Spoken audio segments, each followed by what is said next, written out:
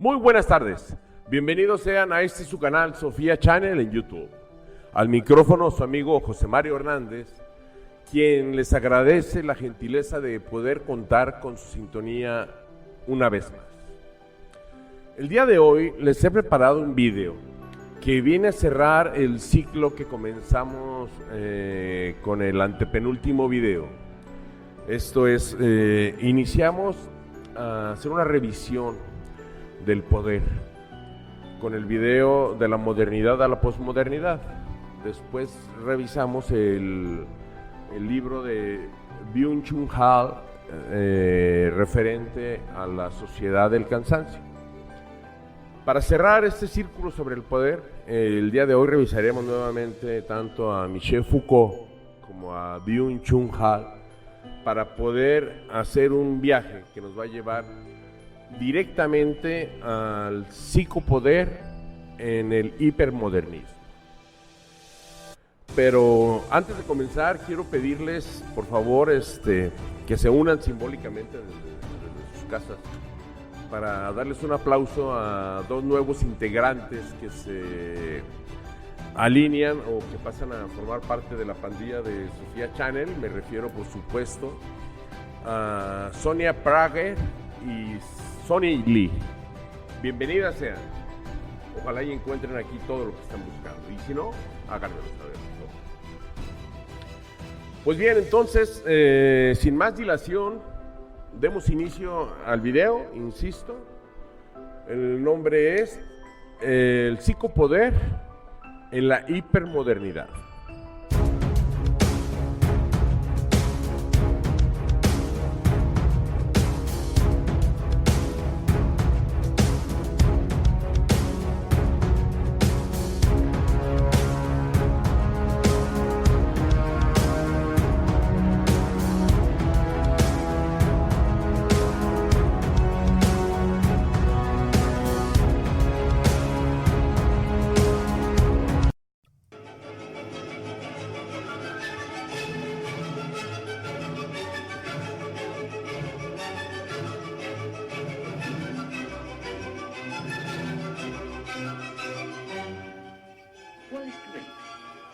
Homicidio accidental de una persona, señor.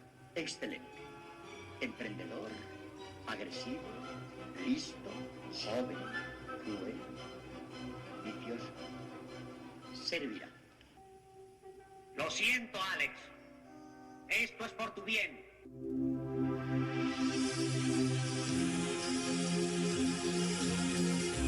Le propongo la droga que ha producido una parálisis aparentemente mortal. La violencia es una cosa horrible. Eso es lo que estás aprendiendo. Sigo siendo amigo tuyo, el único que te quiere salvar de ti mismo en esta degenerada comunidad. Ese muchacho es un vivo testimonio de esos propósitos diabólicos. La gente de la calle tiene que enterarse, tiene que saberlo.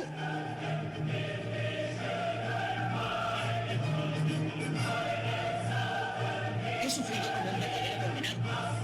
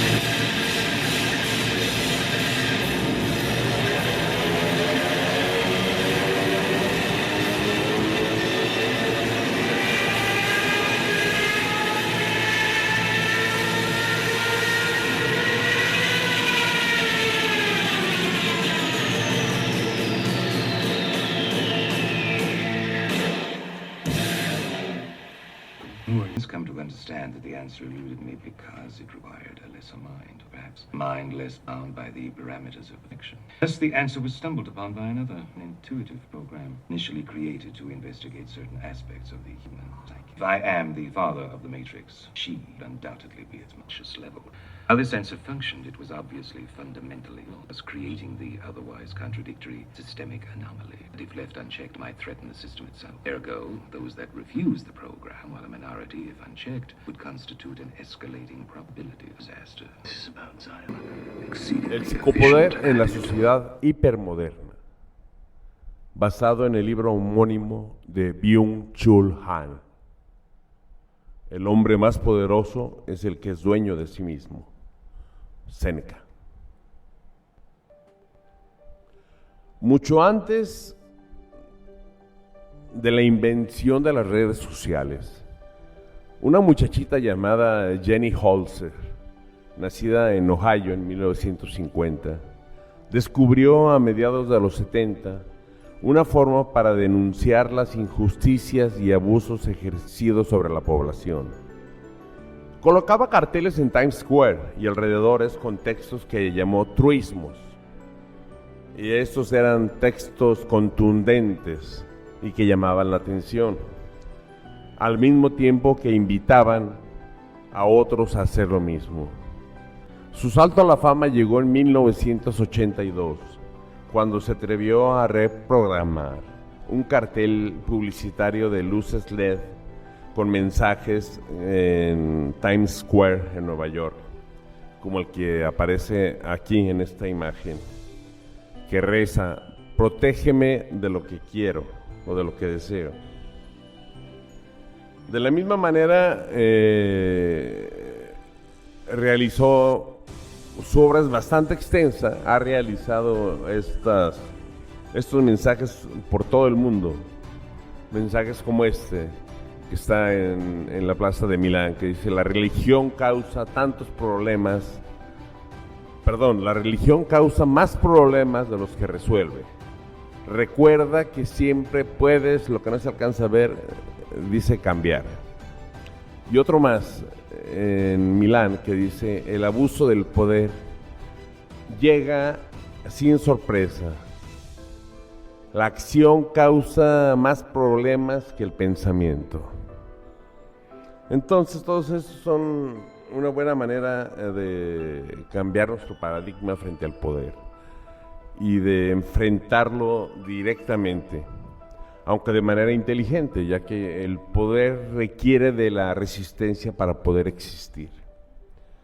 Entonces, con este video cerramos el tiempo destinado a analizar el poder con los máximos exponentes. El máximo exponente en la filosofía del poder, llamándolo como biopoder, es Michel Foucault, e inspirado en él, el actual filósofo contemporáneo coreano nacionalizado alemán Byung-Chul Han. Y prácticamente son ellos dos quienes han traído nuevamente a la palestra este importantísimo tema. Continuamos. En cada época, el poder determina la forma en que deben vivir todos los sujetos. Es por ello que en cada periodo histórico es necesario reflexionar sobre la resistencia, es decir, sobre la posibilidad de generar relaciones de poder en las que cada sujeto mantenga el mayor grado posible de libertad. En este punto es necesario mencionar que la resistencia al poder y que el poder mismo se da de manera universal no solamente con aquellos que detentan el poder político. El poder en su forma más sutil y más universal y cotidiana es el que se da en el hogar, es el que se da con los abusos físicos o con los abusos psicológicos, bien por parte del padre o bien también por parte de la madre o de los hijos. El propósito es mostrar la importancia de la resistencia para la construcción de relaciones de poder que se opongan a las relaciones de dominación, que las relaciones de dominación era la ley durante toda la Edad Media y todavía hasta el siglo XVIII.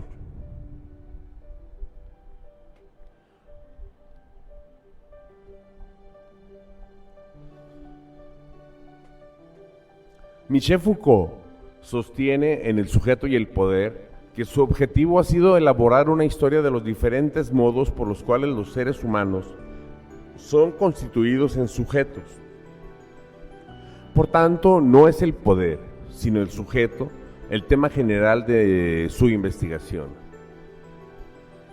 Foucault también propone no estudiar el poder desde modelos jurídicos o legales, y esto es porque dichos esquemas le parecen reduccionistas, pues afirma que es necesario ampliar las dimensiones de la definición de poder, esto es, liberarse de cierta representación del poder jurídico y discursivo.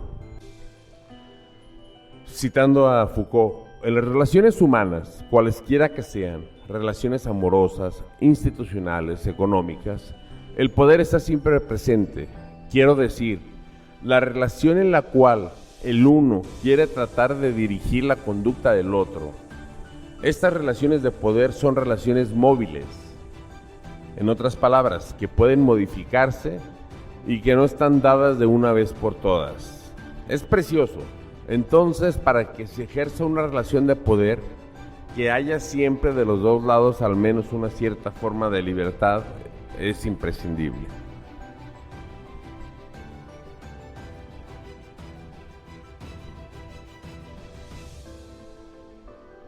Para Foucault, toda relación es una relación de poder, en la que cada sujeto trata de imponer ciertas condiciones de vida al otro, de condicionarlo a que piense o actúe de cierta manera.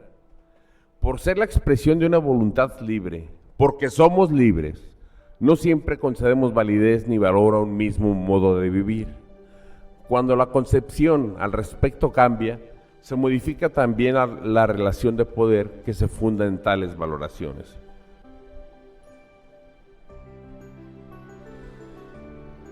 En las relaciones de poder y de la resistencia constituyen un todo inseparable. La libertad es condición sine qua non para el ejercicio del poder, y a su vez el poder tiene su opuesto en la resistencia. Sin la resistencia, las relaciones de poder se convierten en relaciones de dominación. Eso cancela la libertad del sujeto, lo deja sin la posibilidad de resistir, es decir, de generar un contrapeso al poder. Al respecto, seguramente se estarán preguntando, ¿es posible eliminar las relaciones de poder? La respuesta es no. Lo que sí es posible es generar nuevas relaciones de poder a partir de las relaciones o de las resistencias ya existentes. Donde hay poder hay resistencia, y no obstante esta nunca está en posición de exterioridad respecto del poder.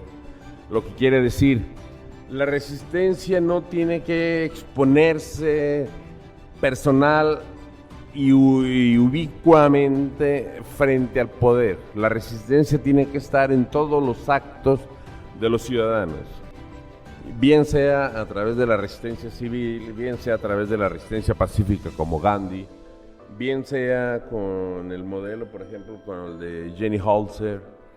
Entonces, lo que precisa la resistencia es inteligencia y sobre todo comprender que el poder está ansioso por tener resistencia, ya que la necesita para legitimizarse. Luego entonces tenemos que encontrar nuevas y mejores formas de oponer resistencia al poder.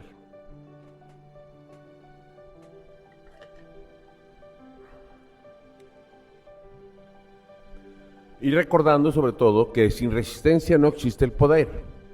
Resistencia y poder se encuentran en todas partes y no se les puede separar.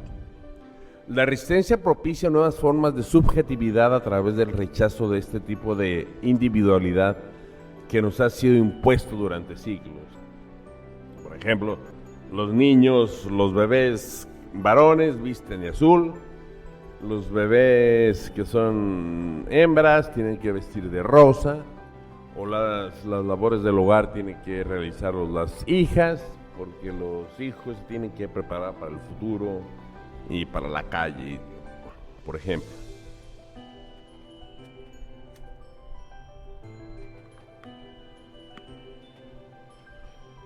Ahora veamos el devenir del poder, o la historia del poder, cómo ha progresado el poder. El poder no siempre se ha impartido de la misma manera. Si tomamos la visión de Michel Foucault del biopoder, este se encontraría repartido en distintas cantidades en todos los miembros de la sociedad, de modo que es de sus continuas interacciones y sesiones de poder de donde surgen las estructuras sociales que reconocemos como poderosas. Por su parte, Byung-Chul Han describe el devenir del biopoder en el psicopoder, que utilizan los contubernios del Estado con la Iglesia y el imperio comunicacional para enajenar y para alienar la mente de los ciudadanos. Así es que el Estado, de la mano del clero y el emporio comunicacional, han conseguido crear una sociedad anónima, sin pensamiento crítico, centrados en sí mismos, que desprecian la otredad, al otro representado por los inmigrantes, los refugiados, así como por una lucha dogmática contra los musulmanes. Pareciera que estoy describiendo al vecino país del norte. Y sobre todo al generalizar a los musulmanes, como terroristas. Sobre todo gracias a la campaña del terror montada en los Estados Unidos por los presidentes Bush, padre e hijo, así como el premio Nobel a la Paz, Barack Hussein Obama. De Donald Trump considero innecesario desperdiciar el tiempo con más de estos terribles ejemplos de alcance global. Pero es a través de estas visiones más estructurales y difusas del poder que podemos identificar la manera en que se ha normalizado el ejercicio del poder, de tal suerte que para la mayor parte de la gente pasa desapercibido.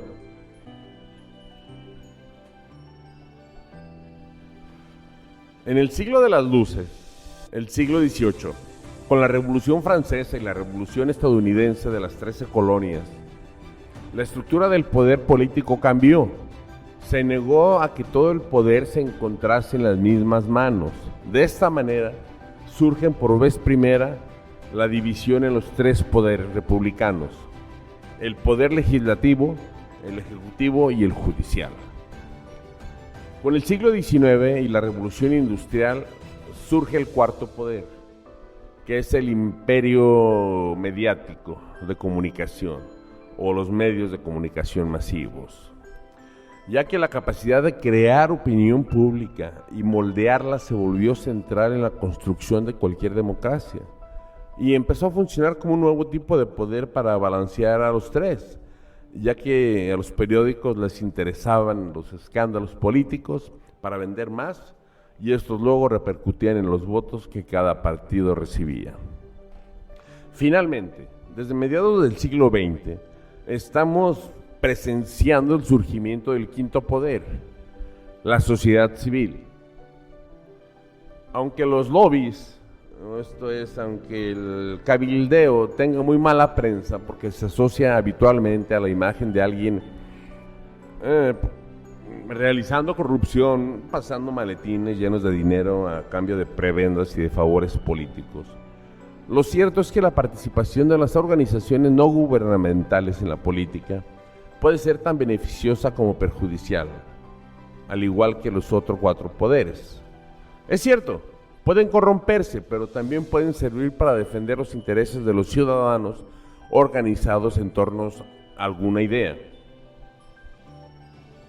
Un ejemplo de esto, por ejemplo, es el que vimos en el tráiler de la película de Matrix Reloaded, en donde Neo llega finalmente frente al arquitecto muy eufórico y feliz, algo así como yupi yupi, por fin te agarré, te vencí, te gané, para que voltee el otro mono ataviado de blanco y con barba, una triste o tal vez una muy elaborada representación de Dios, para decirle: ¿cómo? Si tú has venido 6 veces.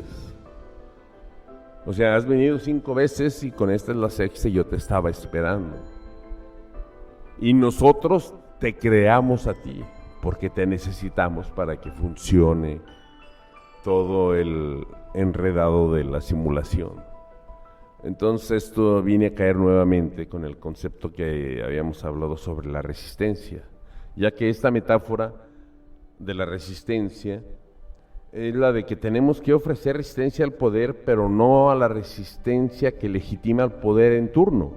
Debemos ser más inteligentes y crear una resistencia verdadera y por tanto debe ser diferente a la resistencia que crea el poder. Por eso afortunadamente teníamos Matrix 3.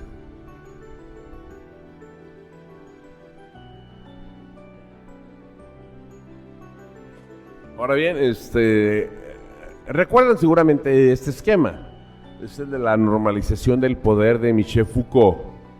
Entonces recordándolo rápidamente, la sociedad disciplinaria que se encuentra al centro implicaba una sociedad vigilada, cuyo rol es prevenir a través de la vigilancia, castigo y control y corrección, que la vigilancia se establecía con el panoptismo, esto es con el edificio que estaba en el centro observándolo todo, y que hoy en día su símil serían todas las cámaras de vigilancia que inundan las ciudades. El castigo y control se establece con castigos físicos, privación de libertad y tortura, y la corrección en centros de readaptación para evitar tales comportamientos. El objetivo es controlar corporal y psicológicamente al sujeto para crear cuerpos dóciles sin pensamiento crítico.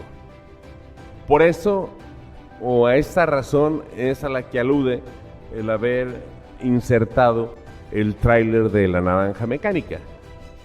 Porque es obvio dentro de la trama, dentro del pequeño corto de menos de 1 minuto y medio, cómo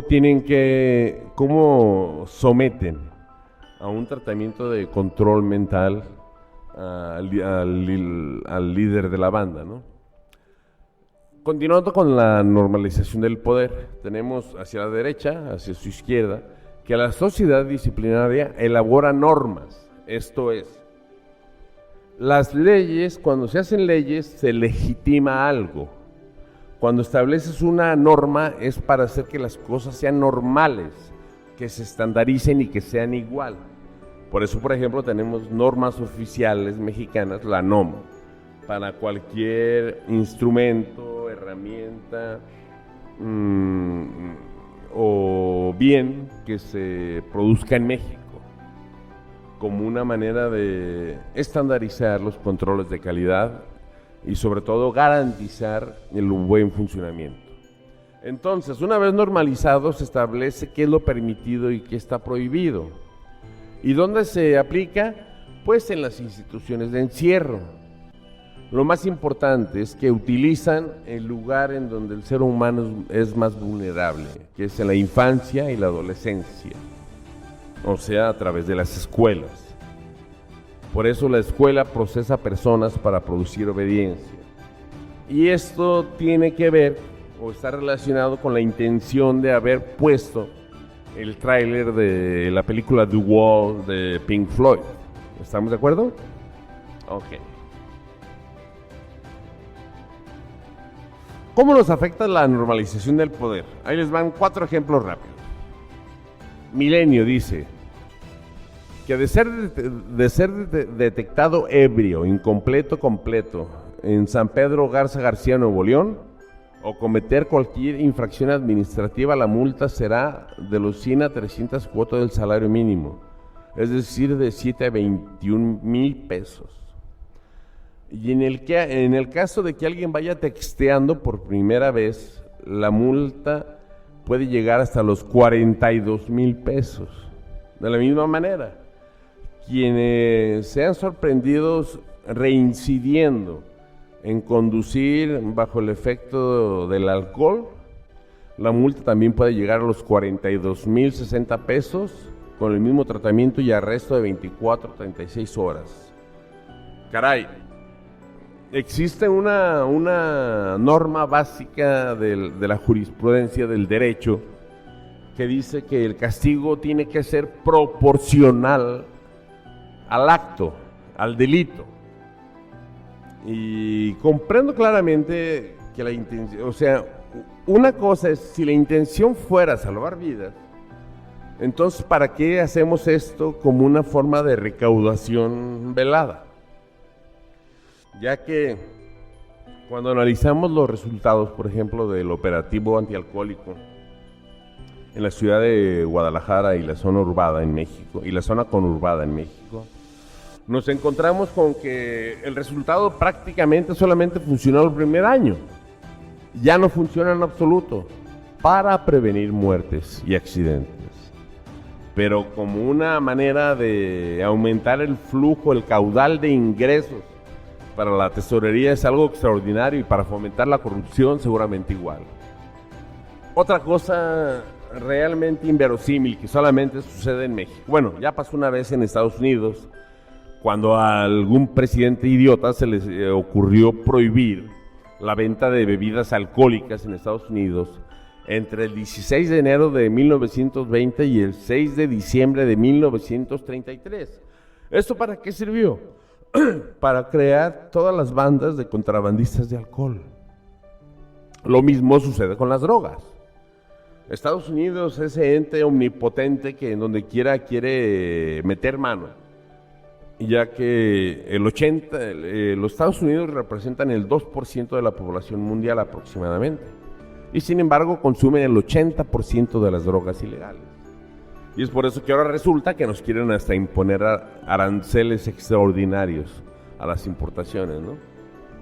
También en Guadalajara, México, a los motociclistas o a todos aquellos sujetos que tengan como vehículo una motocicleta con cilindrada menor a 250, o sea, esto quiere decir, el que traiga una motocicleta Harley Davidson 1100, 1200, o el que traiga una Suzuki Katana, una Kawasaki Ninja, se presupone que ellos tienen mucho dinero, son ricos y por tanto no se les tiene que molestar, y no se les molesta, y tampoco se les obliga para que porten un chaleco de seguridad como si fueran obreros trabajando dentro de una zona con riesgo, y que atrás tenga con letras negras las placas del vehículo. Esto se da porque la falta de pericia de los gobernantes acusan cada vez falta de imaginación para controlar la inseguridad.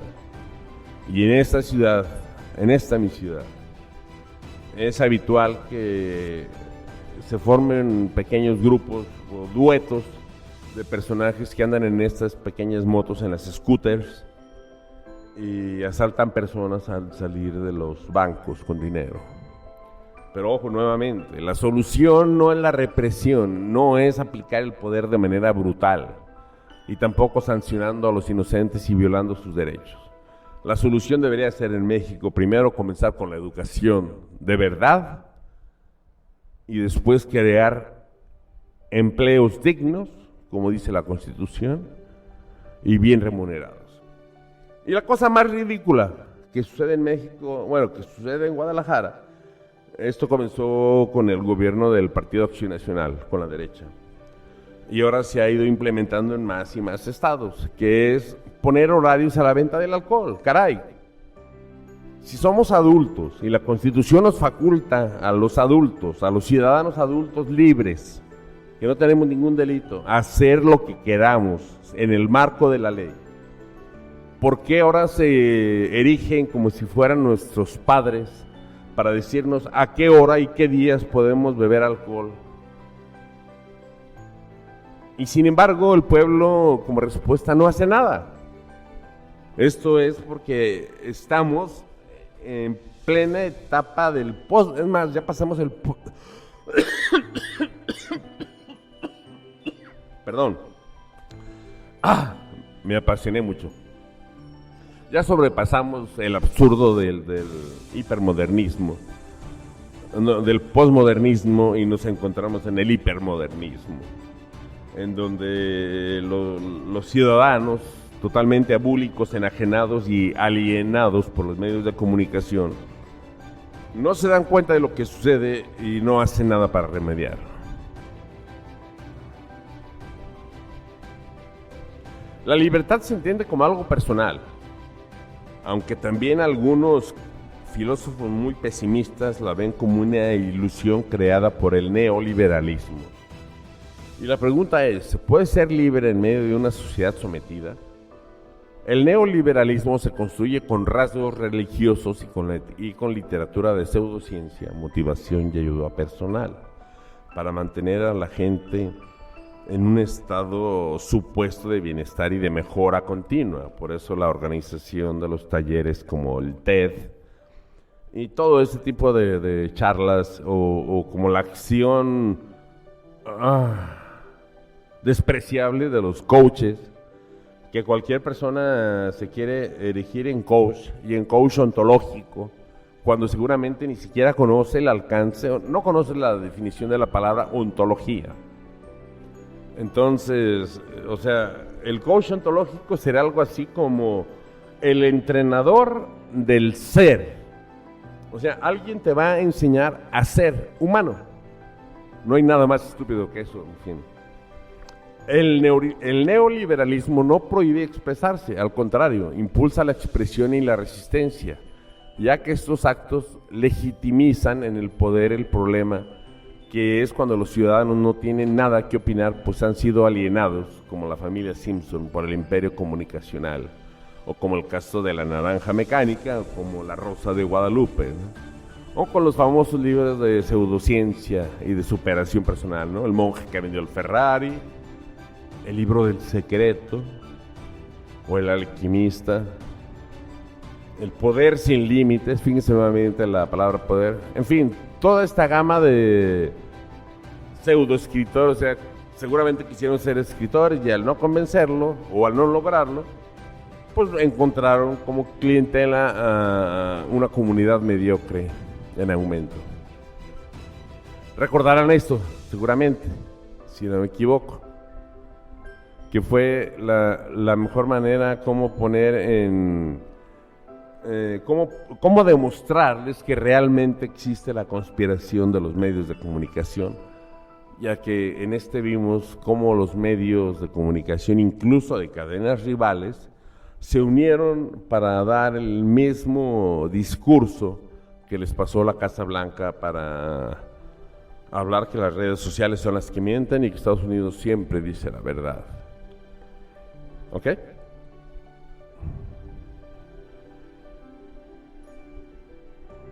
Ahora, entonces comparemos el biopoder de Michel Foucault.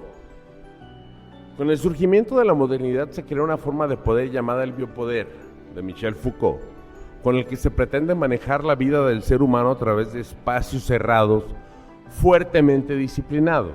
El biopoder de las sociedades disciplinarias es el poder de las primeras etapas del capitalismo. La disciplina es el biopoder por excelencia de la era industrial, con el que se ata a los individuos a posiciones, acciones, gestos e incluso creencias propios de cada lugar, fabricados por los poderes productores. Y así tenemos de que se da esta famosa ratísima trinidad entre el Estado, el ejército y el clero, para poder decir que el capitalismo es el que te roba y que te explota. Y contrario a lo que muchos pueden opinar, debido a la influencia de los medios comunicacionales que dicen que el comunismo ha fracasado y que fracasó como teoría, bueno, fracasó en la unión en la URSS, ¿sí? Porque ahí se implementó un modelo marxista que no había sido probado primero científicamente, ahí se quiso establecer un comunismo científico. Pero ¿qué hay del comunismo de China? De China, el país número 1 comercialmente.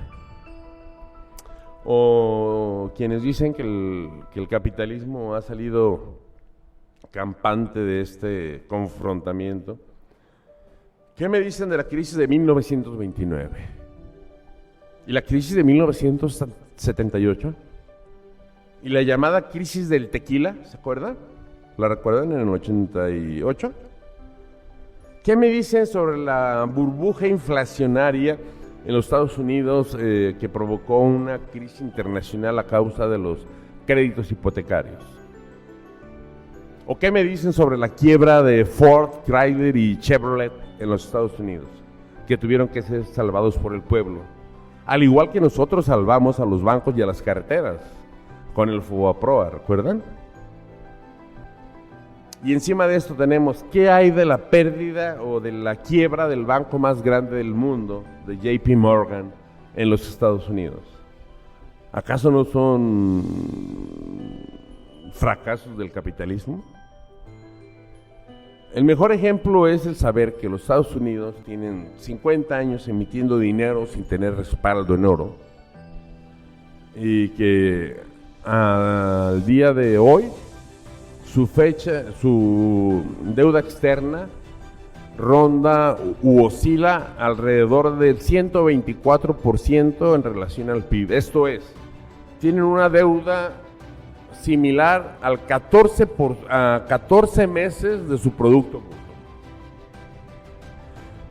Créanmelo, si no hemos entrado en crisis es porque sería una crisis de proporción mundial, ya que el mundo está inundado de dólares sin valor.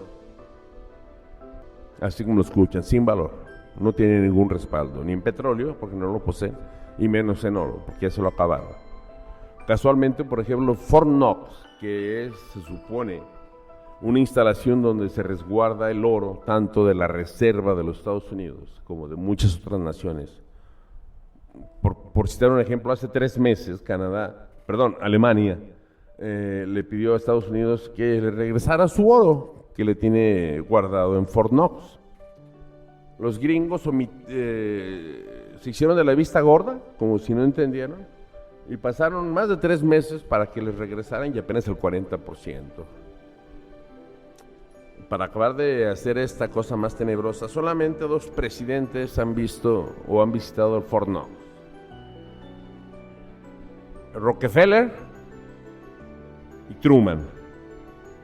Entonces, después de esto sobrevino toda la debacle. Entonces, ¿creen que exista el oro como reservan en los Estados Unidos?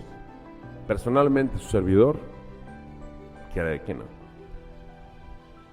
En otras palabras, el biopoder es una forma de poder que se instaura a largo plazo. No es de manera inmediata, sino que debe ser progresivo, ya que tienen que ir sobre cada uno de los cuerpos que están a disposición de la institución que detenta el poder, ya sea el hospital, los asilos, las escuelas, las fábricas y los hospitales. En todos ellos se establece el mismo mecanismo de control mental, que es primero despojar al sujeto de personalidad, al forzarlo o al obligarle a que se corte el pelo de la misma manera a todos, por ejemplo en la escuela y en la cárcel y en las fábricas, a que porten un uniforme para que pierdan identidad y a llamarlos por un número, ya que como los grupos en las escuelas, sobre todo en las públicas, son de más de 60 niños, sería casi imposible que una maestra pudiera tomar lista por el nombre de cada uno de los niños. Por eso es más fácil para ellas llamarlos por un número. En fin. Esto fue lo que vimos, que era el panóptico del Big Brother. Esto ya venía siendo presagiado desde 1949 por George Orwell en la película 1984, así como en la película The Wall de Pink Floyd, en donde vemos cómo todos los sujetos que están en instituciones cerradas trabajan según planes organizados y esquematizados, pero se llevan a la práctica siempre sobre los cuerpos individuales, uno por uno, para amoldarlos al cuerpo mayor de la plantilla o del alumnado, y así sucesivamente según se van empleando diferentes individuos. Pues bien, este modelo del panóptico ha sido sustituido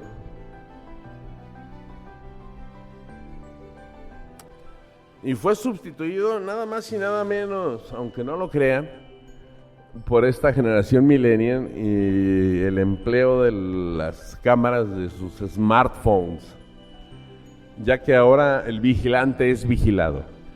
¿Cuántas veces no vemos reportajes ciudadanos en donde se captan escenas de corrupción o en donde se graba a un miembro de la policía cometiendo un latrocinio y impunemente le rompe el teléfono o la cámara. Entonces, ahí estamos en un tipo de resistencia de alguna manera efectivo contra la corrupción y contra el abuso de poder.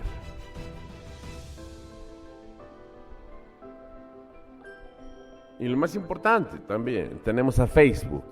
Ya no necesitamos que nadie nos esté vigilando por parte del gobierno. Nos hemos vuelto tan animales o tan idiotas que nosotros nos desnudamos solos enfrente del mundo a través de Facebook o de cualquiera de las redes sociales. Y me refiero integralmente al sentido estricto de la palabra. Desnudamos el cuerpo, desnudamos el alma, desnudamos a la familia y la exponemos a cualquier tipo de atrocidad, todo por obtener nuestros 5 minutos de atención. O sea, pasamos de haber controlado durante un tiempo al panóptico, de haberle ganado, a caer nuevamente víctimas, pero ahora de las redes sociales. Y así llegamos al psicopoder, que es mucho más eficiente que el biopoder, y esto se debe a que la mente humana es manipulable.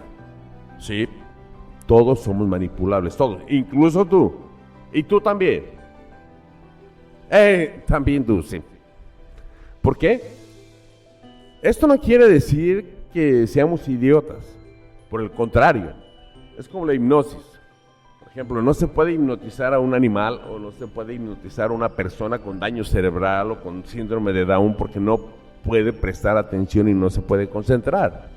Lo mismo sucede con el psicopoder, ya que como utiliza técnicas psicológicas, requiere de un cerebro funcional para poder manipularlo. El punto es que el creernos que nosotros somos antimanipulables nos vuelve las víctimas más susceptibles,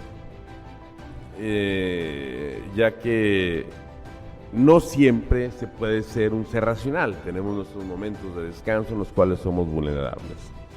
Y en la economía actual del consumo, la imposición del psicopoder es cada vez más fuerte como forma de control sobre la mente del ser humano.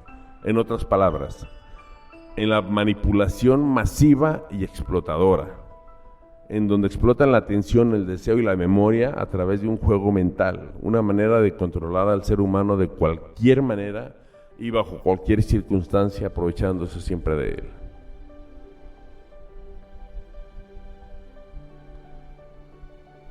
Y aunque el psicopoder sea un ejercicio irresponsable, porque lo es el hecho de estar manipulando la mente de otra persona,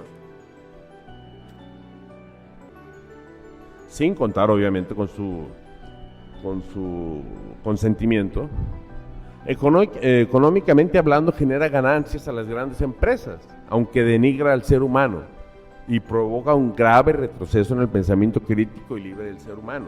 Por ejemplo, a que muchos de ustedes piensan que el movimiento del feminismo y el movimiento del grupo consolidado LGBT surgió espontáneamente o surgió por la esposa de Jean-Paul Sartre, Simone de Beauvoir. No, estos movimientos surgieron y fueron creados y gestados originalmente por el marketing de las empresas de consumo. ¿Para qué? Para poder primero hacer que creciera el orgullo, que pudieran salir de los closets y pasearse y vestirse como siempre habían querido sin hacerlo. Pero ya que antes no existía una industria creada específicamente para la moda, para personas con esta orientación sexual, ahora resulta que el mercado creció. Pero creció en base a esta aparente minoría, que ya no me suena tan a minoría, pero para eso fueron empleados y para eso fueron manipulados. Por eso las mujeres siguen en las mismas condiciones. Y si no me quieren, échenle un ojo a los Estados Unidos y platíquenme después, si gustan, sobre los sueldos, la diferencia de sueldos entre hombres y mujeres. ¿Vale? Entonces, ¿esto qué provoca? Pues provoca a una juventud alienada. Y no solamente a la juventud. Muchos entrañables amigos míos los he visto caminando por la calle como zombies de esa manera, arriesgando su vida por estar atendiendo un teléfono inteligente. Y lo peor de todo es que ese pequeño dispositivo que condensa todo el conocimiento humano de más de 75,000 años, nunca lo utilizan para investigar una palabra, nunca lo investigan para sacarse una duda. Lo utilizan para ver porno, o para estar jugando, para estar chismeando, o para estar viendo quién está más buena o más bueno. En fin, mientras los teléfonos son más inteligentes, nosotros somos más bobos.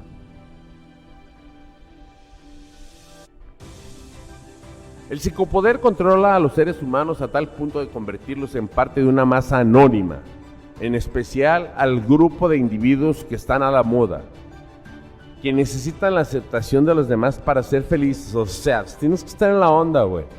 El psicopoder va dirigido a esa masa, a esas personas que no están seguras de lo que quieren, que han sido manipuladas durante toda su vida, personas que pertenecen a una masa individualista y superficial.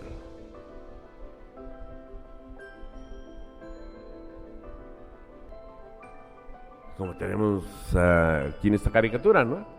Tenemos un sujeto totalmente deprimido, con un carácter negro y gris, pero antes de salir tienen que ponerse su uniforme del chico modelo, sobre todo siguiendo los manuales y las normas del emprendedor, que es una de otras maneras como se nos ha querido vender el que nosotros podemos tener o acceder al poder de nuestras vidas. Por eso el empowerment o el empoderamiento que tanto se ha dado y que desgraciadamente muchos otorgamos creyendo ciegamente y absurdamente que era un avance realmente en las relaciones laborales, pero al final del día no fue más que una estratagema para que los grupos oligarcas sigan detentando el poder y mientras nos mantienen sosegados.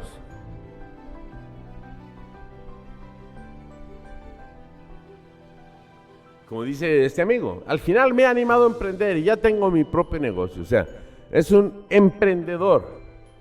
Este ya está empoderado, ya tiene poder. Aunque sea recogiendo cartón, pero ya él cree que ya tiene poder y ya tiene su vida resuelta. Por eso Byung-Chul Han dice, ahora uno se explota a sí mismo y cree que está realizándose. El empleo de la palabra poder, de acuerdo a quien lo emplea. Por ejemplo, el poder como sustantivo es cuando lo utiliza, por ejemplo, Obama, que tomó el sí se puede mexicano para su campaña en los Estados Unidos, ¿no? El yes we can, ok. Y esto lavó el coco de todos los gringos y de la comunidad hispana o hispanoparlante.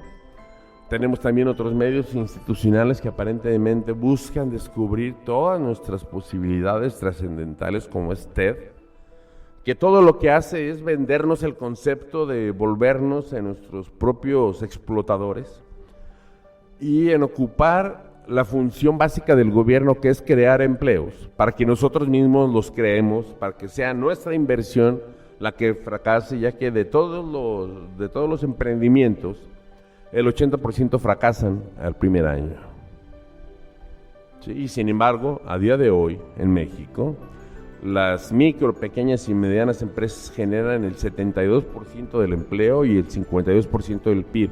¿En dónde quedó el trabajo del Estado?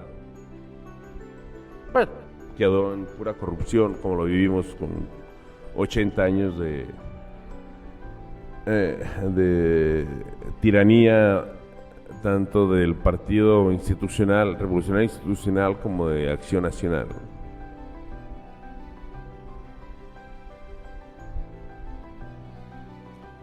Entonces, ¿qué es lo que se presenta actualmente con la juventud? Y no solamente con la juventud, conozco muchos adultos en esa circunstancia.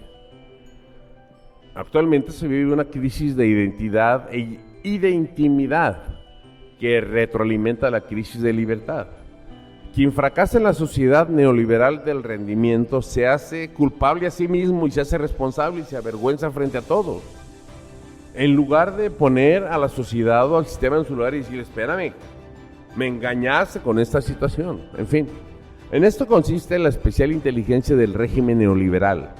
No permite que surja ninguna resistencia en el régimen de la explotación. Sin embargo, esta lógica presupone relaciones de dominación represivas. Por lo tanto, en el régimen neoliberal de la autoexplotación, uno dirige la agresión a sí mismo. Esta autoagresividad no convierte al empleado en un revolucionario, sino en un esclavo y un ser depresivo. Esta crisis de identidad, por ejemplo, nos hace que todos seamos iguales. Esta crisis de identidad nos vemos igual.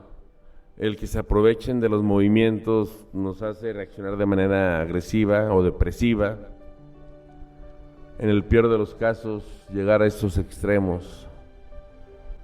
Ya que todo esto, el que nos explotemos a nosotros mismos con el pretexto de ser emprendedores y de estar empoderados, nos lleva a lo que hoy en día se llama el síndrome del burnout, o el síndrome del post-quemador, o el síndrome del...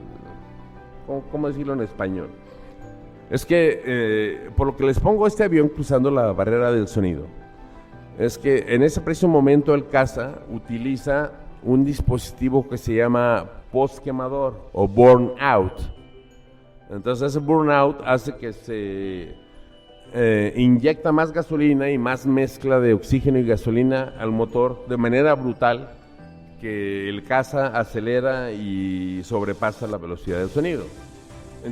Entonces, lo mismo pasa con nuestro organismo. Se sobrecalienta tanto por nosotros mismos, por la exigencia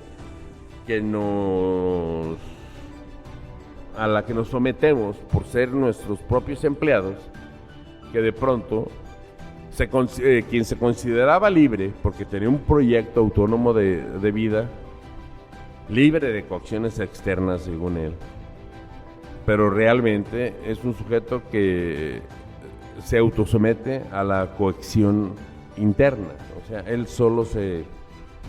a la coacción interna él solo se coopta, se obliga a realizar o a llevar jornadas insoportables. Es necesario recordar siempre que la libertad de poder es más coaccionante que la libertad de tener.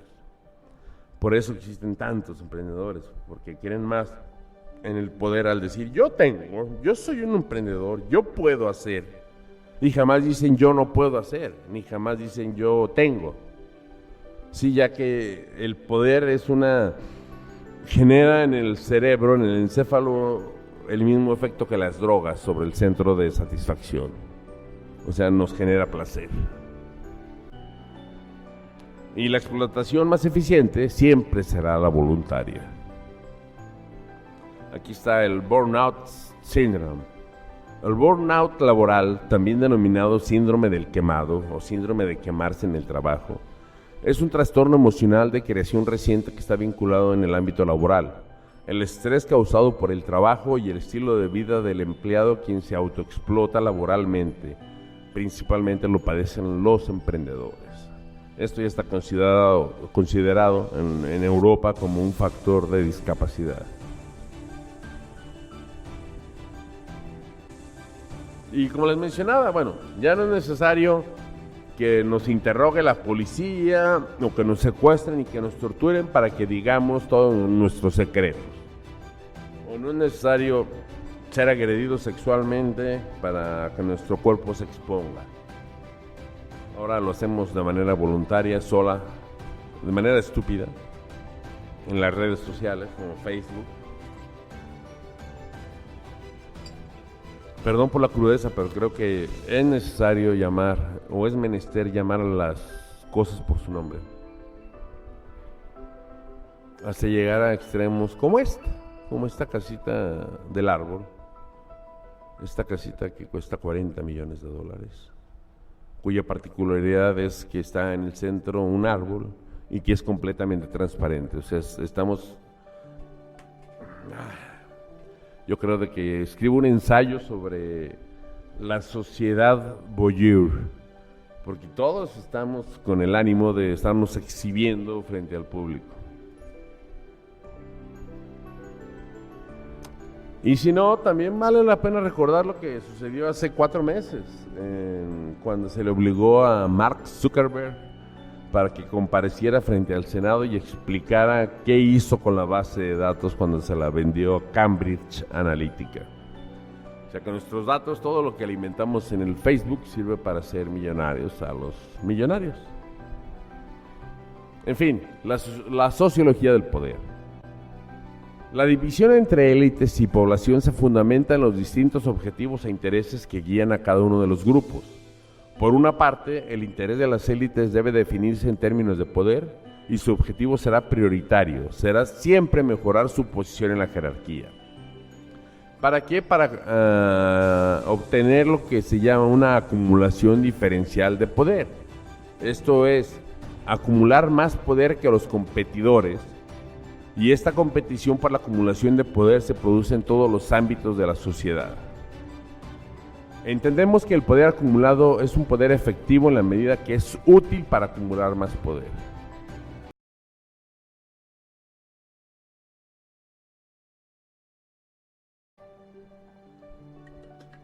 Esta técnica tiene el nombre de The Agenda Setting, o la asignación de la agenda. Y esto es que la teoría de la fijación de la agenda,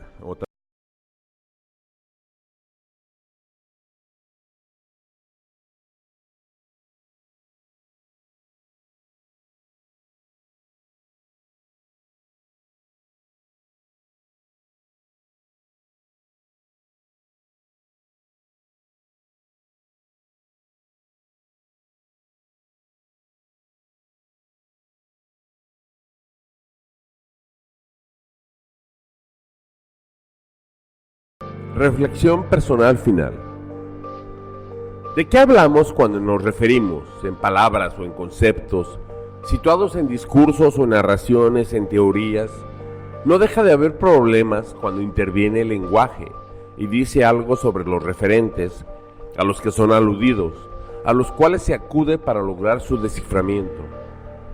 Para obtener un sentido, poder es un sustantivo, pero es también un verbo, que ciertamente su significación va a depender de la estructura teórica, así como de la estructura narrativa. Empero, a lo largo de la modernidad, se ha mencionado al poder como un fenómeno distinguible a partir de las fuerzas concurrentes que adquieren formas y configuraciones en ese campo, que se va a definir como política, aunque también un poco antes, y por qué no, un poco después, de manera más sofisticada, va a devenir como guerra. El desmantelamiento del poder requiere de nosotros, no solo crítica y activismo abúlico y desinteresado, sino una crítica integral y un activismo integrado de luchas en todos los planos y espesores de intensidad del llamado poder, que para nosotros ya adquiere más bien una concepción singular compleja, definida como una composición abigarrada, llena de capas y de estratos en los cuales están saturados de corrupción y de peligro.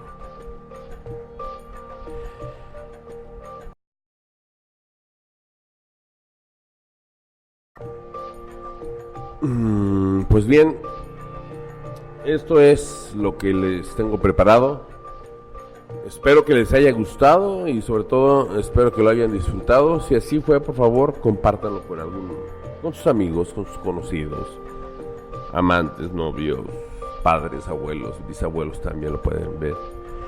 Y si aún no se suscriben, por favor háganlo. A ustedes no les cuesta mucho y a mí me ayudan demasiado. Estuvo al micrófono su amigo José Mario Hernández, quien antes de despedirse les recuerda: Carpe diem. Tempus fugit et nemini parco. Y bienvenidas sean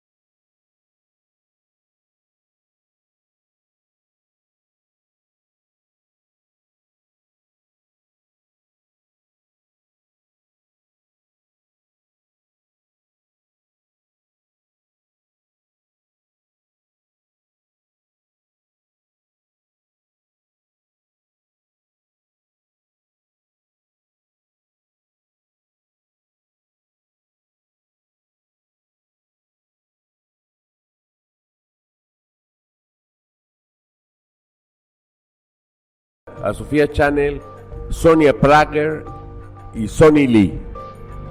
Hasta luego. Chao.